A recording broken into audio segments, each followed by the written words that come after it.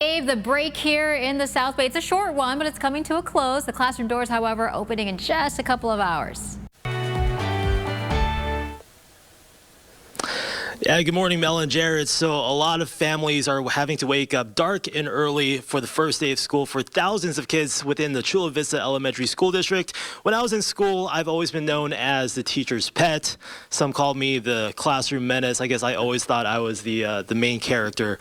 But that's not really the case here, because instead of sitting in rows, they actually have something called flexible seating. And I'm here with Dr. Reyes, who is a superintendent with the Chula Vista Elementary School District. How are you feeling as thousands of kids get ready to go back to class? Well, good morning. First, I just want to say today is a very exciting day, and I just want to welcome all the parents, all our staff, but especially every single one of our students.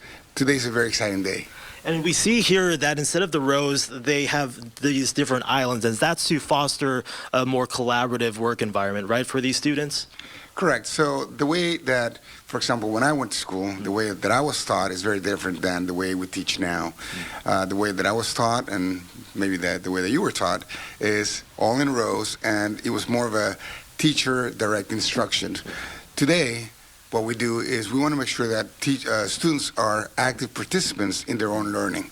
So we have flexible seating, so they get to interact with each other, they get to collaborate with each other, and really be participants in their own learning experience. It definitely makes all the difference, right? We're going to check in with you in about 30 minutes to talk more about what's new this school year.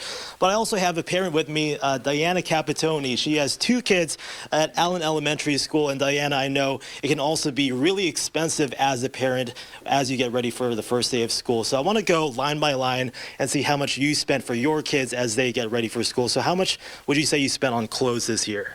Man, I just went shopping the other day, but I went thrifting, so I spent $20. All right. $20, that's not too bad. What about for school supplies? I didn't get any school supplies. Okay. I see that the teacher here has provided them some stuff, and then I'm letting them use their backpacks from last year. All right, so completely free. So what other expenses do parents not know about as they get ready for their kids to get back to school?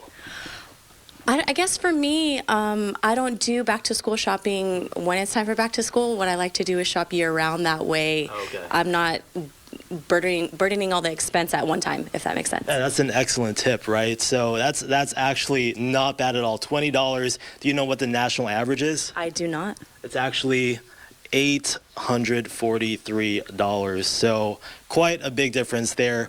So we can definitely learn from you.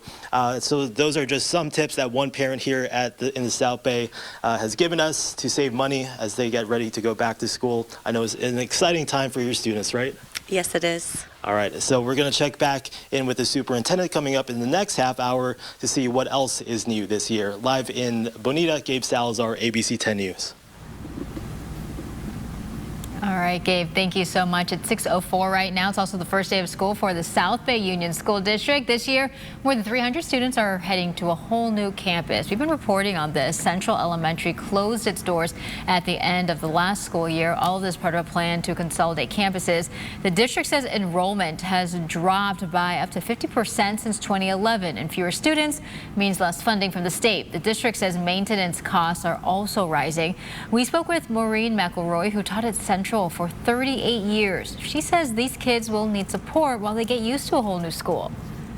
It's really our job as teachers, as parents and grandparents, to just reassure them that we are here to help them through their transition. They'll make new friends. A new teacher is ready to welcome them and help them to feel that they do belong at their new school.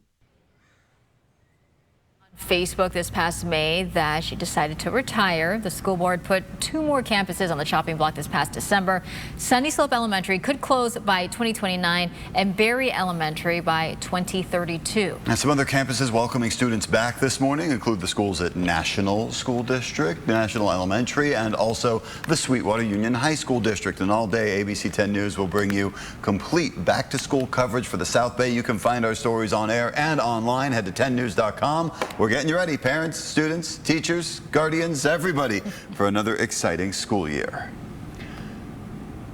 The other thing you're going to need to know about this morning as you head back to school is the temperature, because you're going to want to dress light. Light colored clothing, light fabrics, keep those kiddos cool. Our temperatures are already in the 70s across a lot of San Diego, the coast, even some of our inland areas at 6 a.m. this morning, which gives you an idea of how hot it's going to get. And we've got to deal with humidity because we've got dew points in the 60s. And once you get it to the upper 60s, it starts to feel icky. If we get those dew points into the 70s, that's just downright uncomfortable. Dropping kids off at the bus stop, it will stay in the low 70s for this morning, but if you're in the inland areas, plan for them to be in the upper 80s and 90s by the time you pick them up from school. There's an extreme heat warning that goes into effect at 10 a.m. today for the mountains and deserts. A heat advisory tomorrow for the coast and inland. Hour by hour, our highs on the coast will be in the upper 70s. In our inland neighborhoods, they'll be in the 90s, in some case upper 90s.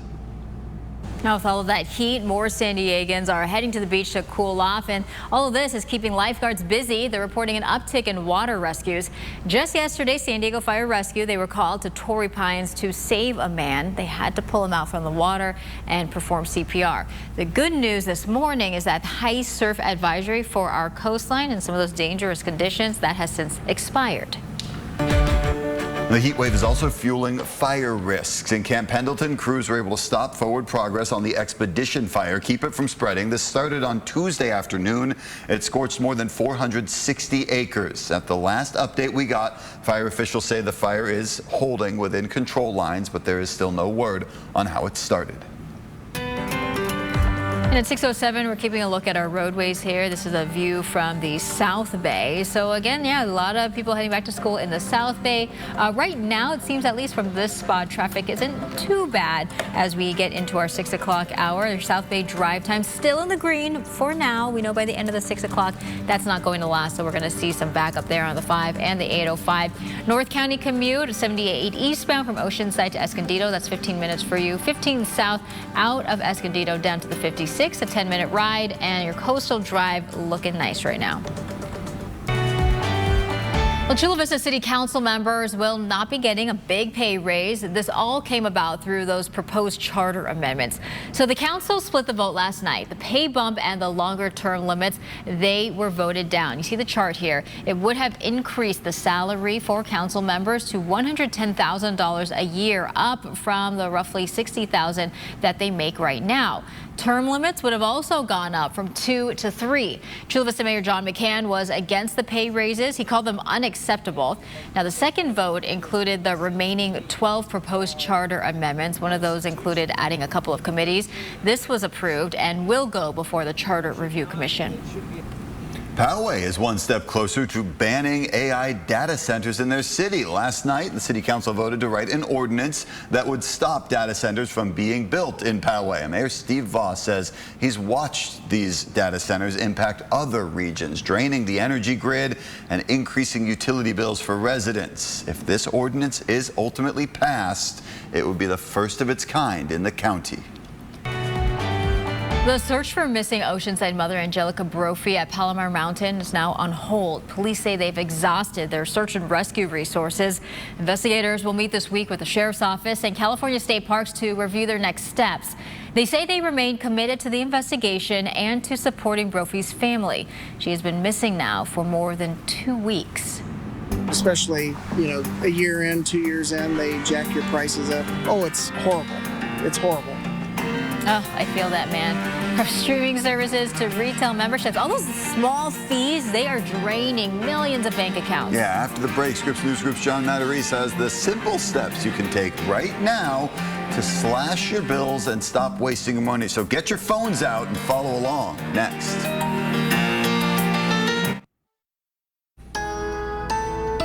We have issued a sweaty back watch for pretty much all of San Diego today. It's warm out there already, 70 degrees with 90% humidity. That's no fun. Your temperatures all across the county are already in the 70s, and they're going to rise some by as much as 20 to 25 degrees over the next couple of hours. An extreme heat warning goes into effect in Julian, Borrego Springs, Mount Laguna, the mountains and the deserts today at 10 a.m. A heat advisory for the coast and our inland neighborhoods tomorrow at 10 a.m. Your highs today, upper 70s, low 80s along the coast, 90s, even in some cases upper 90s for your inland neighborhoods.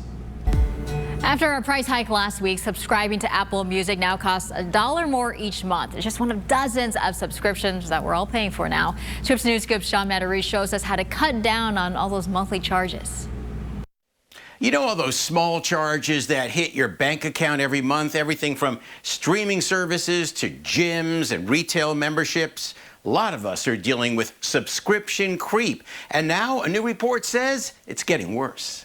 John Tolbert says he's tired of paying so much to watch and stream shows. Especially, a year in, 2 years in, they jack your prices up. Every person we spoke with said subscriptions are getting out of hand. Peacock, Disney, Netflix, Hulu, you name it. Showtime, Netflix, they got Peacock, everything. New findings from CNET show Americans aren't just spending more on subscriptions in 2026, they're also wasting more. The average adult now spends $111 a month on subscriptions, more than $1,300 a year. That's up from last year's monthly average of $90. $21 a month spent on subscriptions people don't even use. That's $252 wasted per year. For the ones that you are not using, make sure you're canceling them or go ahead and rotate those subscriptions. This isn't just about Netflix or Hulu anymore. Subscriptions also include retail memberships, music, cloud storage, fitness apps, gaming, even AI services. Your Costco membership or Sam's membership is another one. What can you do? CNET says look for bundling deals like those offered by cell phone carriers. Switch to cheaper ad-supported plans. And check budgeting apps like OneMain, My Money, Hiatus, or Rocket Money to track your spending. Some paid versions will even help you cancel. Take away some of that procrastination and just get it done for you. So if you're tired of paying for a subscription, it's horrible. It's horrible. Check for a better deal, or maybe it's time to cut that subscription off so you don't waste your money. John Mattery, Scripps News Group. All right, 6:15. I don't know about you, Michael, but I have so many subscriptions, so I'm working on paring those down. Melissa, same here. I have so many subscriptions. I see the money come out of my account and I have no idea what it goes to. I hate to say it, but it is true. But moving on to traffic, thankfully, catalog is still empty for the South Bay. Everything's moving at full freeway speeds on the 5, the 805, and the 94 towards the 5 freeway in downtown. I'll be back in a bit with that North County update. I'm CHP Officer Michael Meza, and that's your 10 News Time Saver Traffic Report. Downtown San Diego has been taken over by building wraps and activations and costume characters and people walking around with those big bags on their back already. I love seeing this every year. Comic-Con is here. Coming up after the break, we're going to take you to the streets for a sneak peek at all of the setups. Skycam Views, sponsored by Carlsbad Solar.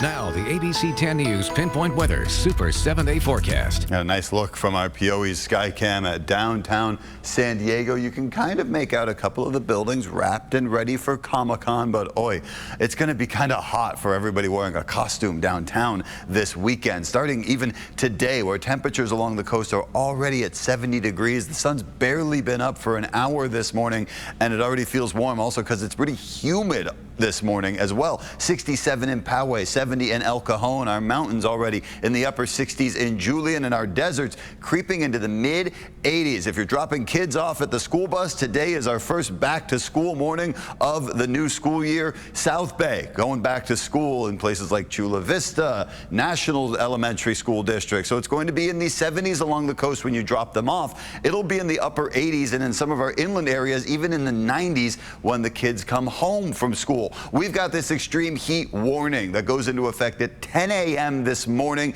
and will last until Monday. I'm going to show you how hot it's going to be through the weekend in just a second. Tomorrow, a heat advisory hits the coast and the inland neighborhoods. So your highs today, look at this. Upper 70s, maybe even some 80s along the coast, mid to upper 90s in your inland neighborhoods, and 80s in the mountains, 110 in some parts of the deserts. Look at how these temperatures rise over the next few hours. Our temperatures, remember, right now about 70 degrees. By mid-afternoon, they're going to be up by 10 to 15 degrees along the coast. And then this heat wave sticks around through the weekend, even peaking on Sunday, where temperatures along the coast will be near 80 degrees. Your inland neighborhoods are going to follow the same pattern into the mid-90s by this weekend. And then in the mountains, we do have a slight chance for some thunderstorms forming, depending on how all of this breaks down. Friday, Saturday, Sunday could be your best chances to see some isolated showers. Temperatures in the deserts will stay in the mid-90s, or rather the mountains stay in the mid-90s. In the deserts, scorchingly hot, 116 for Friday, Saturday, and Sunday.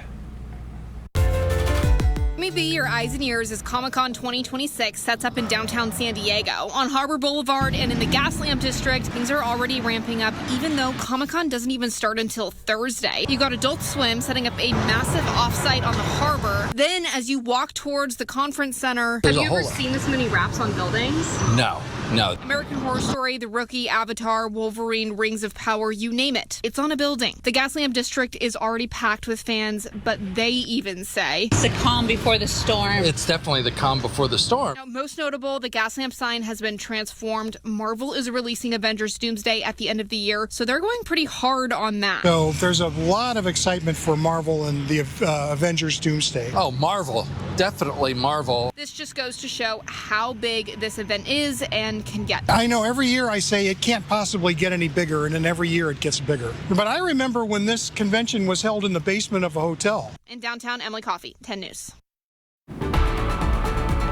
Now, Comic-Con is such a great opportunity for fans to kind of go behind the scenes for their favorite movies and shows. Yeah, this morning we're bringing you some of the Hollywood secrets of our own. This week on 10 Talks, ABC 10 News anchor Kimberly Hunt spoke with a stunt pilot, the man behind the camera for Top Gun Maverick and the new Nat Geo docu-series, Top Gun's The Next Generation.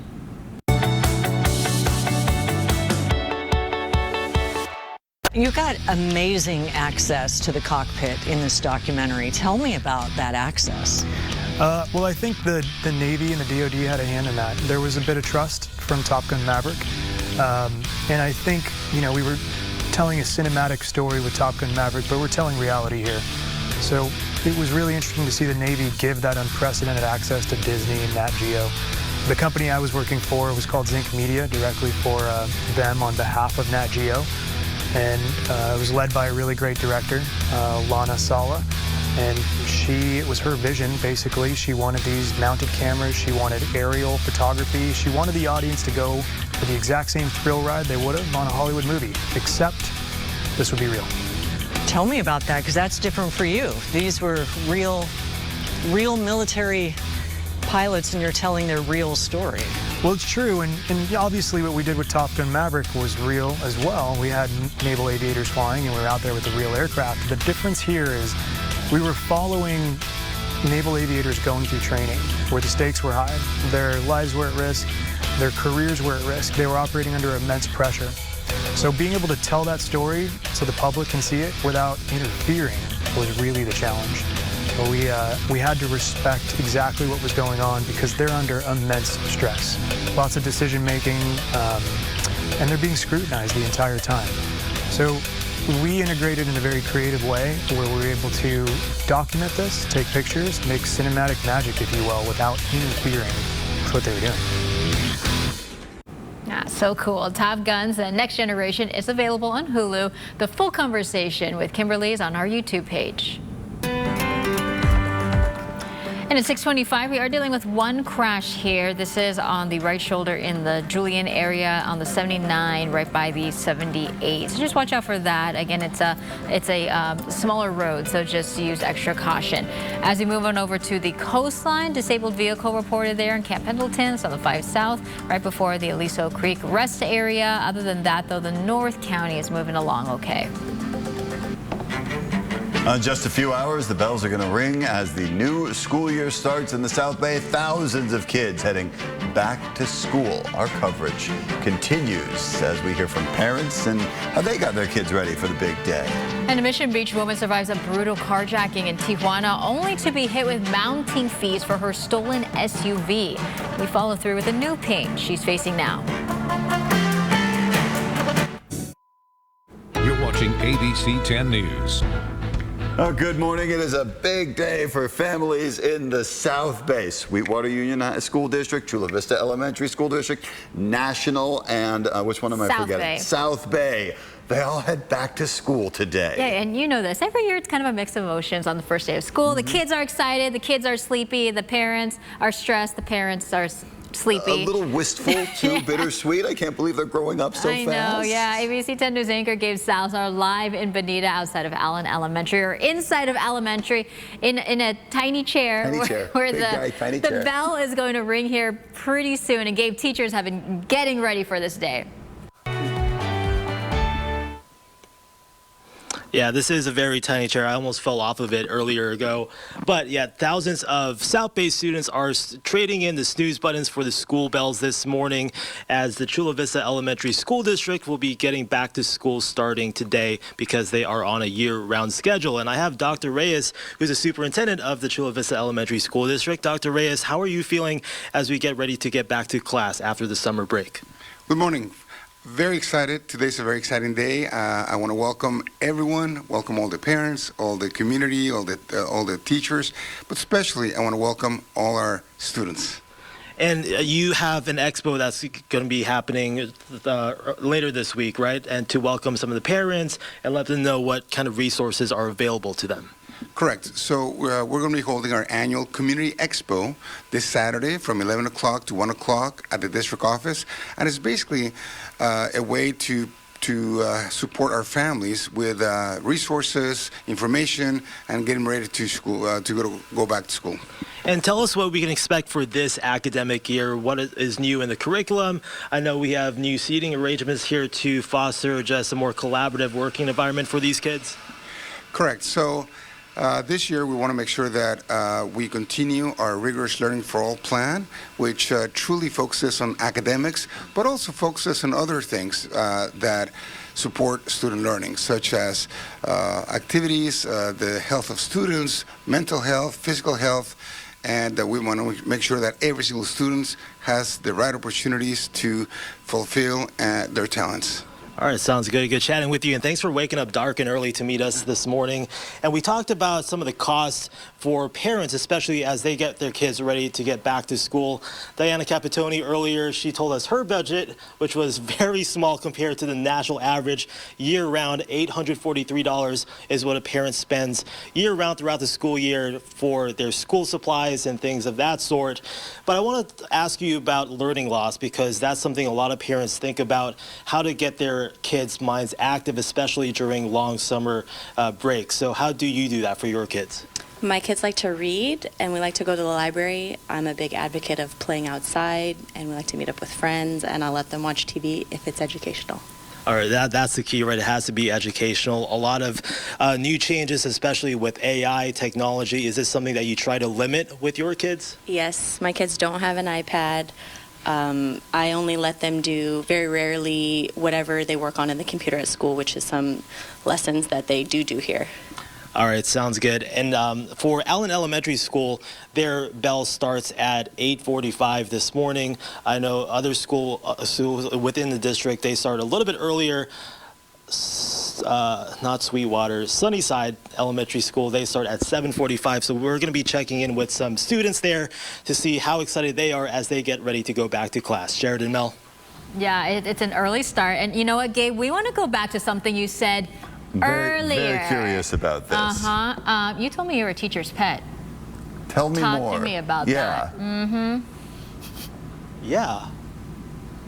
Oh, yeah, I've always wanted to shine. I've always been known as the main character, and so that naturally just came out of me. They always know me as the teacher's pet in class. Oh, you know, yeah, he brings an apple to our executive producer, too. Yeah, every morning. Every morning, exactly. All right, Gabe Salazar going back to school with the rest of the South Bay this morning. Gabe, thanks a lot. Well, a number of Chula Vista schools are dual immersion. They learn English and Spanish at the same time. There's also another after-school program where dozens of students are getting the chance to connect with the Filipino culture. The Chula Vista Elementary School District offers the Filipino Language and Culture School Program, or PhilCASP. The district helps fund the program at 6 different schools. It's open to all 3rd through 6th graders. Earlier this year, I spoke with Lelaine Perez, who helped start it back in 2018. She said that times have changed for the better since she was in school. We were discouraged from talking in Tagalog or Filipino, and I think we're at a time and place where diversity is so embraced that we need to really embrace who we are. I spoke with a 4th grader at Wolf Canyon Elementary who participated and was glad that he did. And what do you think about the fact that your school has something like this? I'm just happy that we have it. I'm learning Filipino words, sentences, dances, and songs.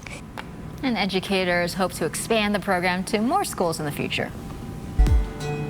And if you're taking the kids back to school, be prepared for a warm first day of classes as we take a live look at our Skycam from Peories and Coronado. Your temperatures dropping them off at the bus are already going to be in the 70s this morning by 7 a.m. And when you're picking them up from school or they're getting dropped back off by the bus, temperatures are going to be in the 80s and 90s depending on where you live. Right now in downtown San Diego, Point Loma area at 71 degrees. It's the humidity that's really making it uncomfortable. You're going to be sweating a lot today. 90% humidity right now along the coast. That is awful. 70 degrees in Del Mar, 70 in Kearny Mesa, 74 in Chula Vista. We've got an extreme heat warning the further east that you go. That starts Wednesday this morning at 10 a.m. in our mountains and our deserts. It goes until Monday. A heat advisory begins tomorrow along the coast and our inland neighborhoods. Look at these highs. Temperatures are going to rise as much as 20 to 25 degrees in places like Escondido, Poway, and Santee. Even along the coast, some areas could see highs into the 80s. As you head on out this morning, there is a hazard reported here. This is by Briarwood on the 54 eastbound, so watch out for some debris. You always want to avoid that debris because it could really mess up your car if you hit it. On the opposite end of the county, overall not too bad. We're seeing the 5 south at full speeds, 5 south and 5 north. The 5 south just south of the 76. 15 south rather. We do drop to the 50s there. Other than that, we're okay.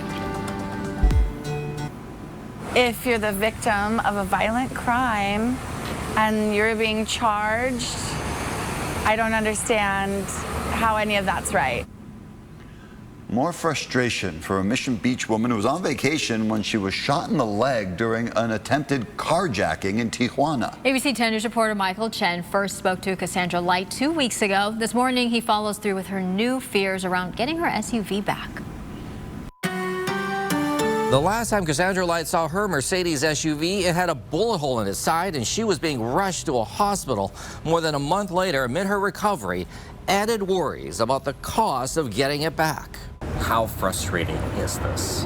It's very frustrating. Recovering from 4 surgeries after a devastating gunshot to her leg, Cassandra Light says physical healing is only part of her stress. The vehicle is very overwhelming. I first sat with Light 2 weeks ago as she opened up about her drive from Rosarito in mid-June. Light was driving her Mercedes GLA back home, her dog Ellie in the back, when an SUV boxed her in near a highway on-ramp in Tijuana, a masked gunman knocking on her window. From the left, all of a sudden started banging on my window. He raised the gun up. That's when he fired the first shot. I leaned back, and that first shot blew through my driver's side window. Light says the man fired twice before throwing her out of the window. I'm just screaming, please don't take my dog.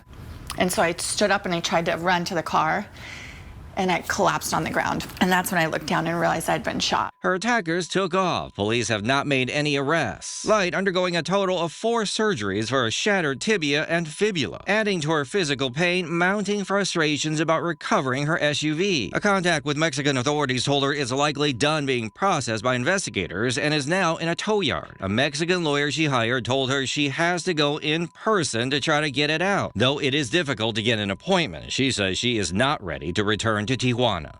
Physically, I don't know that I could make the trip. psychologically on top of what happened, then no way. Her lawyer telling her until she can get down there, the daily tow yard bill is climbing. That's scary to even think about. Light says she finally connected with the U.S. Consulate General in Tijuana Monday and was directed to a vehicle recovery form. I also reached out to the Consulate General to ask about Light's options, and I'm waiting for a response. If you're the victim of a violent crime and you're being charged, I don't understand how any of that's right. Michael Chen, ABC 10 News. All right, Michael covers crime and also East County communities. And if you've got a story idea that you want him to look into, send him an email, michael.chen@10news.com, or scan that QR code on your screen. The FDA has sent a warning letter to a former Rancho Santa Fe pharmacist on notice for selling unapproved weight loss injections online. The pharmacist surrendered his license after he was accused of compounding drugs in a non-sterile environment for a doctor in Sorrento Valley. Team 10 investigative reporter Austin Grabish shows us the red flags one expert says people need to look out for when shopping for GLP-1 drugs. When a medication is taken from a vial and injected into your body, it's required to be sterile. But state investigators say a Rancho Santa Fe pharmacist was compounding expired drugs. It's still in clinical trials. So regardless of whether the product is real or not, or the ingredients are real or not, it's not approved for human use yet. UCSD professor Tim Mackey researches counterfeit drugs. He's speaking about retatrutide, the latest GLP-1 injection. It's exploded in popularity as users report dramatic weight loss on par with bariatric surgery. Gram Peptides in Carlsbad was selling retatrutide, listing it for research use only. But the FDA has not yet given the drug the green light. The agency sent Bernard Gramlich, the founder of Gram Peptides, this warning for selling retatrutide and tirzepatide, the ingredient in the weight loss drug Mounjaro. The FDA said these products are especially concerning from a public health perspective because injectable drug products can pose risks of serious harm to users. Mackey says consumers should avoid any website that sells the medications without a prescription. With research-only peptide sellers, those are not legal product, and you should not be sourcing from those places. According to a June accusation filed by the medical board, Gramlich started compounding drugs for Dr. Ronald Cohen in 2023 to give to patients at the Coastal Regenerative Wellness Center in Sorrento Valley. Records from the pharmacy board reveal inspectors found vials in a coffee cup inside a freezer with no seals at Gramlich's pharmacy in Rancho Santa Fe. Gramlich surrendered his pharmacist license last July, but the state says he kept compounding. As for Dr. Cohen, the medical board found he failed to implement protocols to clean and disinfect the compounding environment. Gramlich says he stopped selling the drugs after getting the FDA warning. He sent Team 10 a statement saying in part, many of the allegations made by the State Board of Pharmacy were either inaccurate, incomplete, or presented without important context. I also reject any suggestion I was not trained or competent in compounding. Over my career, I completed multiple non-sterile and sterile compounding certificate education programs.